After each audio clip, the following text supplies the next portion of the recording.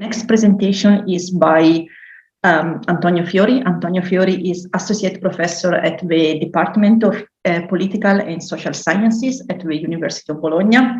He carries out his research in the field of international relations of Asia.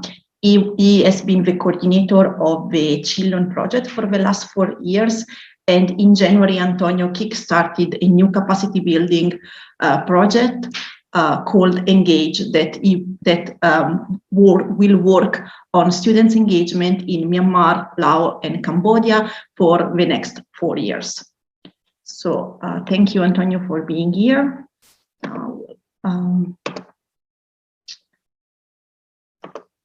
Okay, thanks a lot. And it's a pleasure actually for me to close, unfortunately, to celebrate actually the closing of Chinlone project.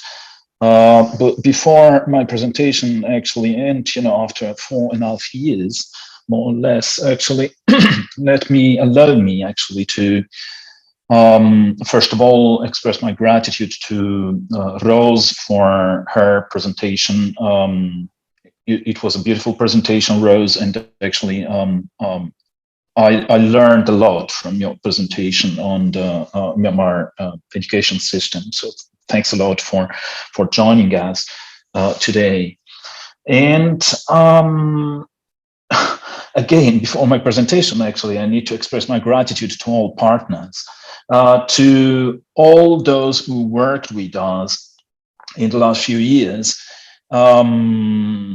I'm not going to mention all of them, but actually, I would like to mention our European partners for sure, Uppsala University and Granada University. So thank you, Ulrika and Marta. Thanks a lot to Aurora and Arthur. And, I would also like to mention all my colleagues at the University of Bologna, so Franca Maria, Lucia, Licia, of course. And I would also like to thank Anna Quici at Coimbra. And of course, actually, my gratitude to our Myanmar partners. We have learned a lot from them, and we really hope that actually, our cooperation will, be reinforced in the future. And of course, I would like to say that my heart is with Myanmar people in this very moment. And after that, actually, at the end of Chinlone, actually, we need to understand what we did and what the outcomes of this project have been. But first of all, actually, let me tell you that when we first went to Myanmar in order to understand if such a project was a feasible one, we became pretty much, fascinated by the game that people are playing in this picture. And the acronym Chinlone comes out of the game, of course, and actually something that we need to understand, and something that actually I would like to highlight, is basically the fact that it's a beautiful game. It is not based on any kind of competition, and that was pretty much inspiring. And basically, it's a game in which the aesthetic of the game itself is pretty much fundamental, and a game in which cooperation is absolutely indispensable. So that's why actually we decided that the game was pretty much an inspiration for what we wanted to do with Myanmar universities.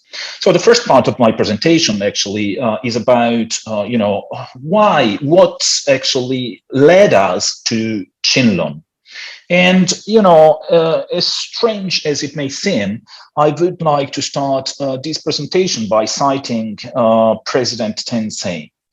I'm not gonna read the whole sentence, of course, which is taken out of from his inaugural speech in March 2011. But actually, there are some bold sections of his speech which are pretty much interesting. And actually, I would like to spend a few words on these, because it was pretty much important for our project.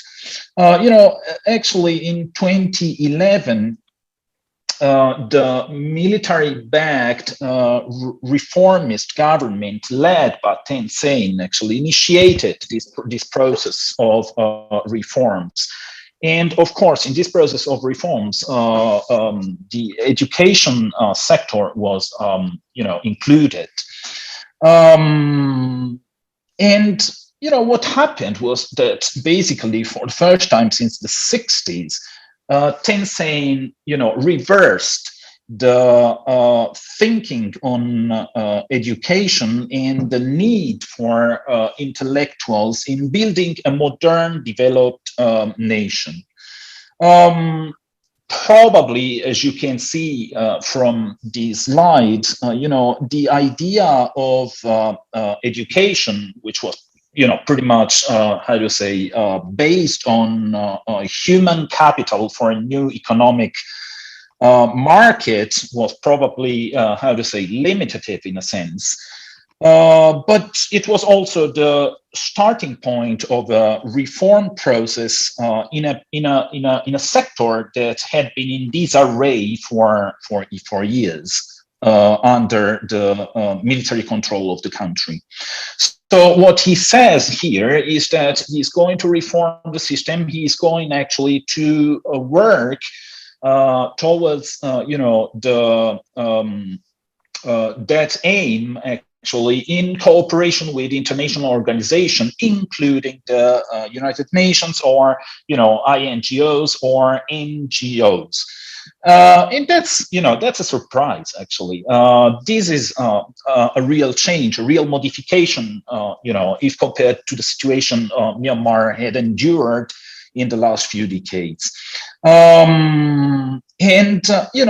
Probably these reforms, as it has been suggested by many scholars, actually, probably these reforms were suggested by both the European Union and the United States of America in order to lift the sanctions which had been applied against the country. But, again, I would like to highlight the fact that this was an epochal kind of change. I hear some noises, actually, so if you could mute your microphones, that would be a plus.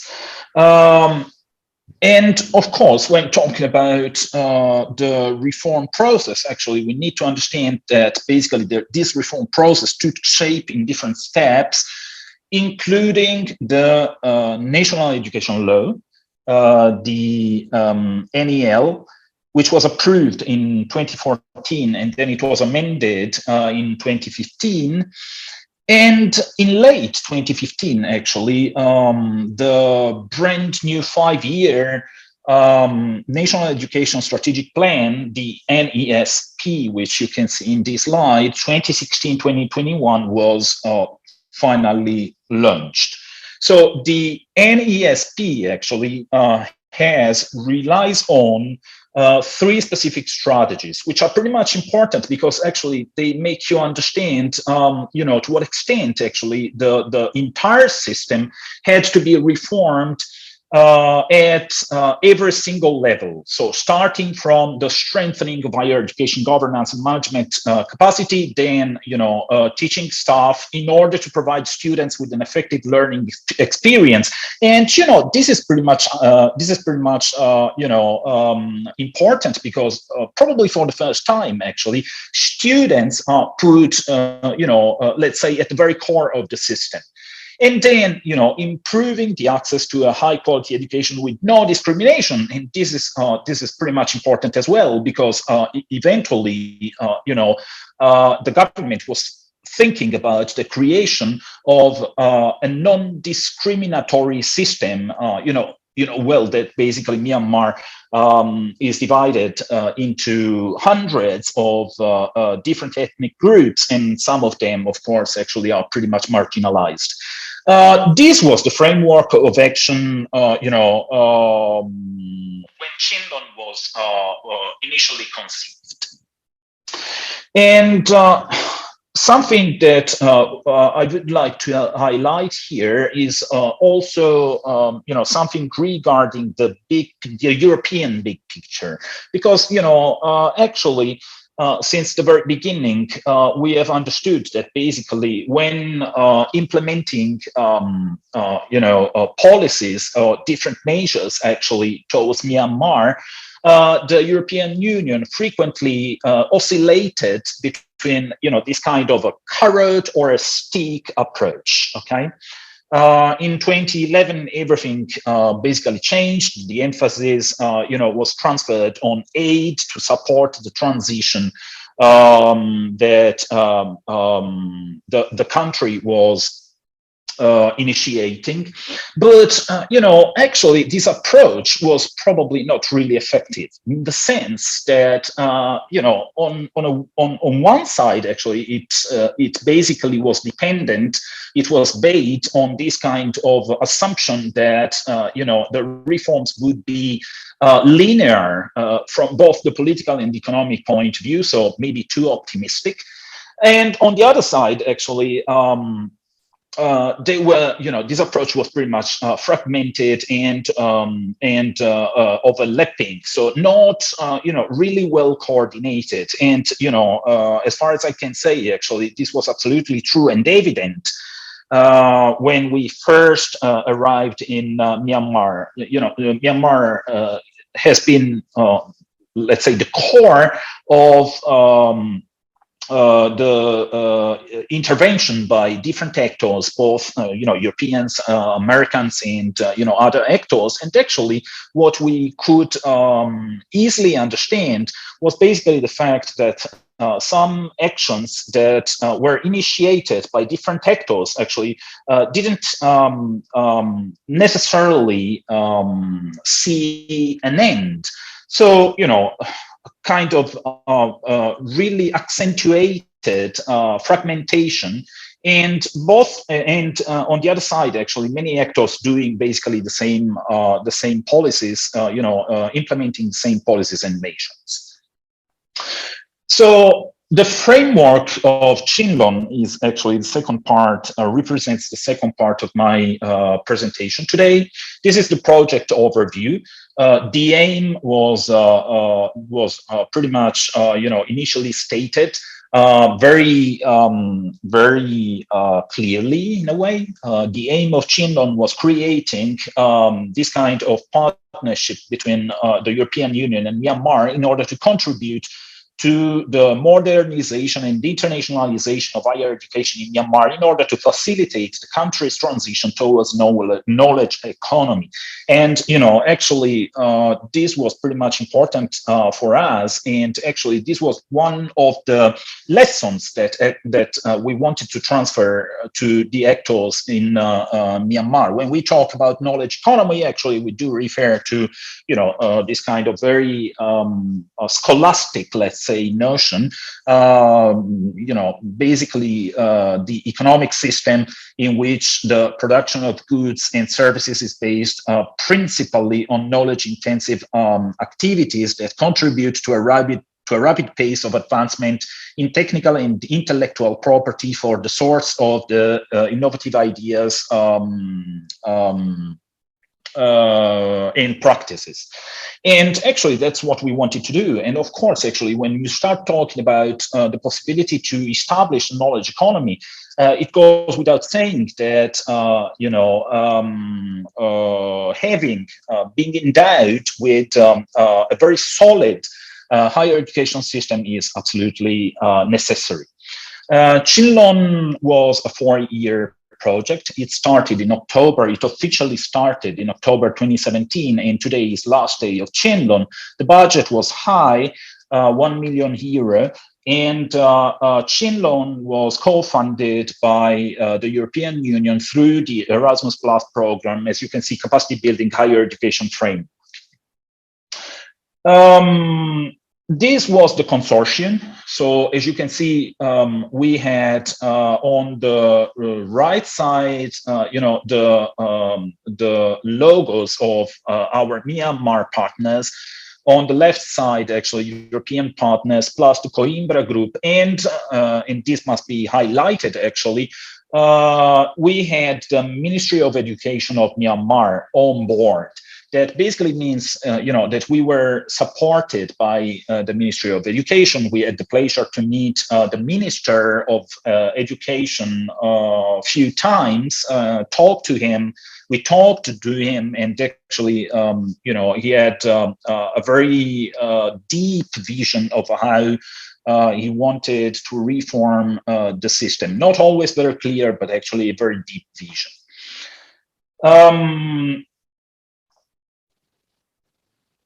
When we talk about capacity building projects in the field of higher education, actually, we can say that basically these have a double scope: integration on one side, collaboration on the other side. What do we mean by integration? Of course, actually, when we talk about integration, we mean that each project, each capacity building project fulfills the European Union strategic design of sharing and making accessible the best practices used at European Union higher education institutions in different international contexts. And of course, actually, this is not always, a very positive factor.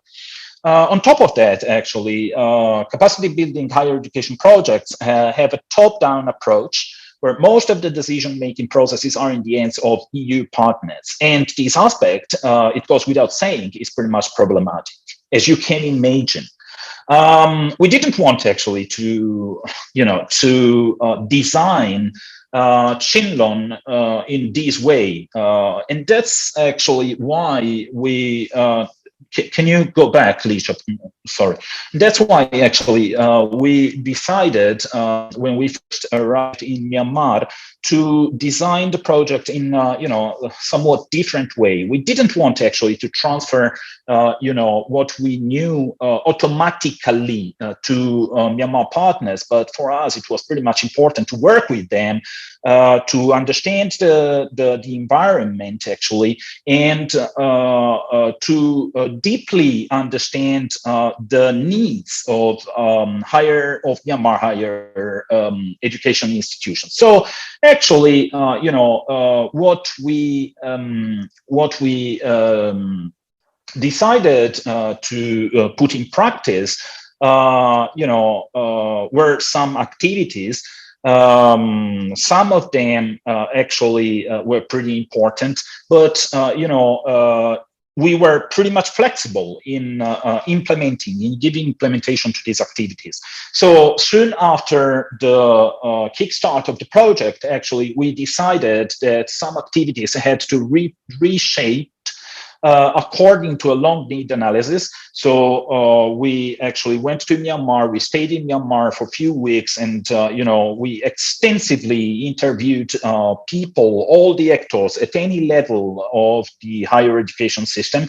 And of course, we included students as well. As originally planned, actually, Chinlone project had to be a project actually based on the analysis of different levels of the higher education system of Myanmar. So, university management, professors, so teaching staff, And the last piece of the jigsaw basically was represented by the creation or the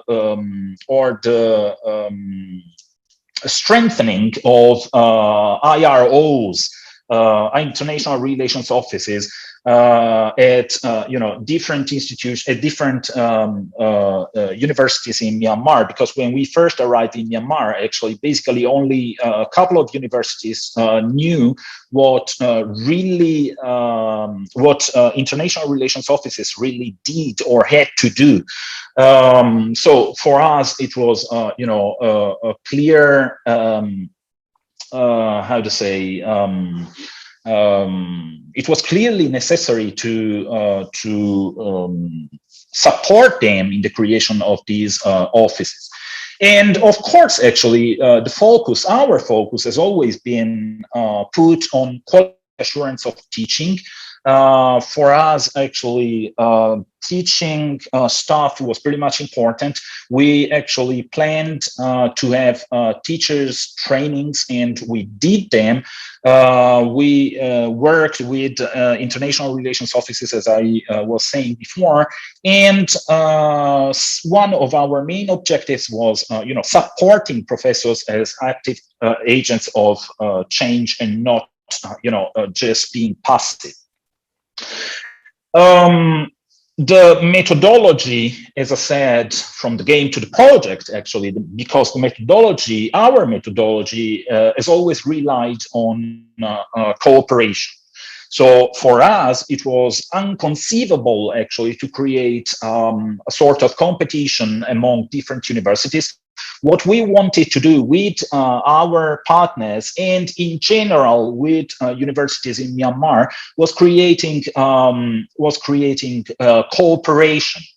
And of course, actually, in creating this kind of cooperation, for us, it was pretty much important to educate, in a certain sense, our partners, so that our partners could eventually educate other universities. This is basically what in the next slide actually is about what I was saying. So creating task forces at different institutions, then training task forces at different institutions, so that actually this cascade could work, meaning that, our partners could eventually take care of other universities in Myanmar, and this had to create the spillover effect that we wanted to create. And